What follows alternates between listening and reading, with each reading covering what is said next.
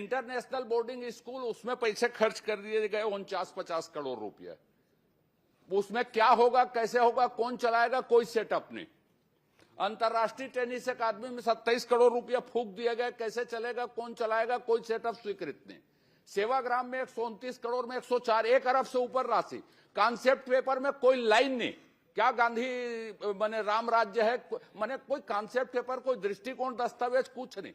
तो इस तरह से क्या आउटसोर्सिंग करने के लिए हमने 200 करोड़ रुपये से ऊपर को खर्च कर दिया? क्या ऐसा आप वित्त मंत्री हैं, इसलिए मैंने एनआरडीए के भी हैं, क्या ऐसी राशि खर्च की जा सकती है कि बिना कॉन्सेप्ट पेपर के, बिना सेटअप के, बिना कोई उसके दृष्टिकोण के इतनी राशि खर्च कर दी गई? उसके चलाने के कुछ सिस्टम अभी तक तय नहीं। मैं तीनों संस्थाओं के नहीं है, मैं तो आप प्रश्न एक ही में। तो क्या ये अनियमितता की श्रेणी में आता है कि नहीं आता है, ये बताइए। बिजनेस रूल के खिलाफ है कि नहीं है, ये बताइए। वित्तीय जो बजट अधिनियम है उसके खिलाफ है कि नहीं है, ये बताइए मुझको। माननीय अध्यक्ष महोदय, एक और संस्था का जैसे कि सम्माननीय सदस्य ने जिक्र किया इंटरनेशनल स्कूल का, वो भी काफी बड़ा कैपिटल एक्सपेंडिचर वाला प्रोजेक्ट रहा है, वो भी पिछली सरकार के समय का ही है। और उसका भी कैसे संचालन होगा, जैसे सम्माननीय सदस्य ने चिंता जाहिर की है, वो निश्चित रूप से बड़ी चिंता है। और जब भी हम सरकारी बजट का प्रयोग करते हैं, जब भी हम लोक धन का उपयोग करते हैं, तो उससे ज्यादा से ज्यादा आउटपुट कैसे, आउटकम कैसे आए, उस दिशा में हमको सोच करके करना चाहिए। और ये नियमों में भी इस तरह की बातें निश्चित रूप से हैं। तो हमारी सरकार आने के बाद चाहे सेवाग्राम हो, आप कैसे चलाएंगे मैं बाद में पूछूंगा। आपने स्वीकार किया लोक धन में आउटकम का ध्यान रखा जाता है। मैंने वही पूछा कि आपके बजट अधिनियम में, आपके बिजनेस रूल में, आपके 200 करोड़ रुपए में इसी के 129 करोड़ रुपए मान लीजिए ये खर्च कर दिए गए बिना किसी योजना के, तो इस पर कार्रवाई बनती है कि नहीं बनती है? किन किन नियमों का उल्लंघन हुआ है कि नहीं हुआ, ये मैं पहले जानना चाहता हूं, फिर आप संचालन कैसे करेंगे उसको पूछूंगा। माननीय अध्यक्ष महोदय, मैं सारे रूल्स रेगुलेशन जो भी इस दिशा में है सम्माननीय सदस्य को उपलब्ध करा दूंगा। नहीं, मुझको नहीं, इसको प्रदेश जानना चाहती है। 200 करोड़ रुपया किसी व्यक्ति की स्वेच्छाचारिता के में नहीं खर्च किया जा सकता। किसी की इच्छा सम्मान करने के लिए लोक धन नहीं है। आप बताइए, अभी आपसे आग्रह है, आप बता सकते हैं कि ये अनियमितता की श्रेणी में आता है कि नहीं आता है, और जिम्मेदार अधिकारी या लोक सेवक जो भी रहे कोई कार्रवाई करेंगे क्या ऐसे दुरुपयोग में?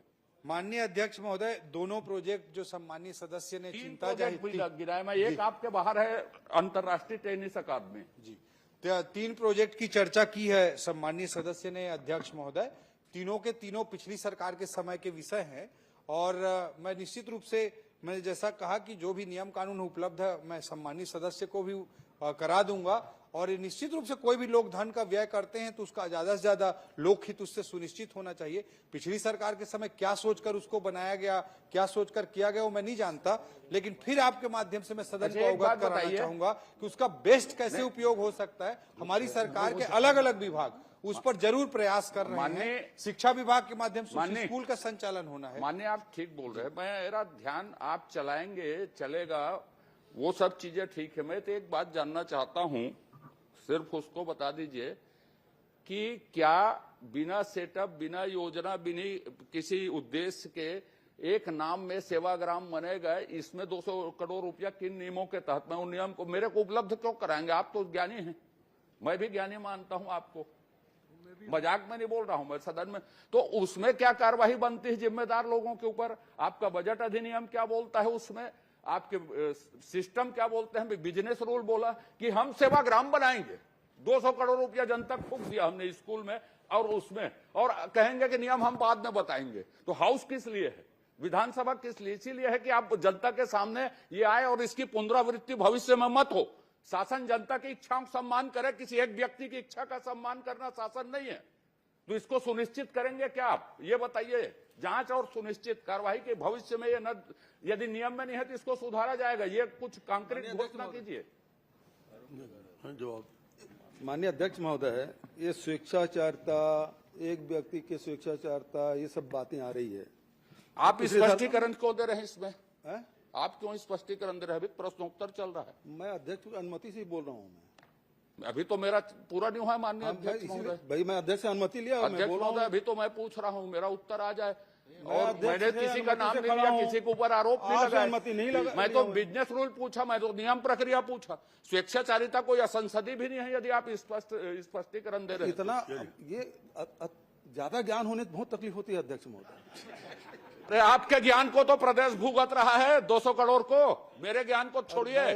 आपको वही जानकारी आपको दे रहा हूं, आपको स्मरण दिला रहा हूं।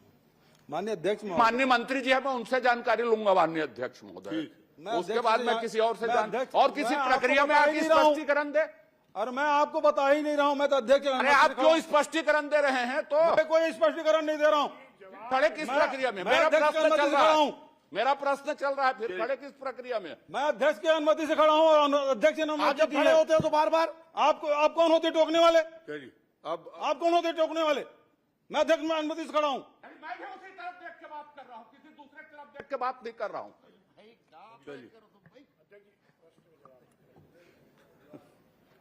चलिए आप रहने दीजिए अध्यक्ष महोदय। चलिए मंत्री जी, माननीय अध्यक्ष महोदय, अभी ओकर कका गुरुरी से अब वो हो गए दुश्मन शुरू हो गए। वाह, नेता प्रतिपक्ष जी, मेरा प्रश्न चल रहा है। अजय जी अब जवाब सुनिए, आप जवाब सुन लीजिए। आपको भी खड़े नहीं होना चाहिए दूसरे अरे भाई, इसी प्रश्न खड़ा हो जाए इनको अधिकार। हम लोग कभी आपको नहीं इनके बोलते। प्रश्नों पर खड़ा हो जाए तो इनको आपत्ति हो जाती है। बैठिए, कृपया बैठिए, आप जवाब खड़ा हो जाते बार बार।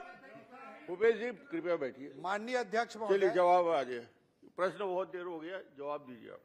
माननीय अध्यक्ष महोदय, जो भी मैंने स्पष्ट किया है कि जो भी सारे रूल्स मैं सम्मानित सदस्य को उपलब्ध कराऊंगा और बिजनेस रूल के जो भी वायलेशन होंगे उसको भविष्य में भी कोई दूसरी सरकार भी ना करे, इस तरह की कोई मिस्टेक ना हो, इस तरह गलतियां ना हो, गड़बड़ियां ना हो, उसके लिए भी हम प्रयास करेंगे।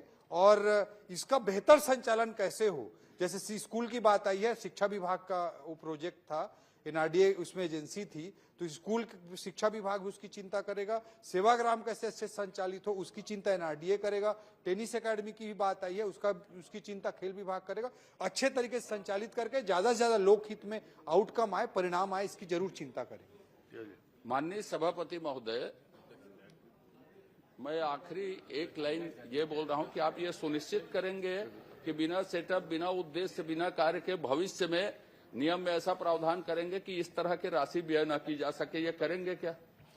निश्चित रूप से अध्यक्ष महोदय, सम्मानीय सदस्य का जो कंसर्न है बहुत इंपॉर्टेंट है। लोक धन का सही उपयोग होना चाहिए और इस संबंध में कोई भी प्रोजेक्ट पूरी स्पष्ट कंक्रीट प्लानिंग के साथ आए, इस दिशा में निश्चित रूप से सकारात्मक प्रयास करेंगे और श्री आशाराम जरूर नेताम। स्टेप लेंगे। अब आप किसी को भी मौका दें, मुझे आपत्ति नहीं श्री माननी आशाराम चाहिए। जी।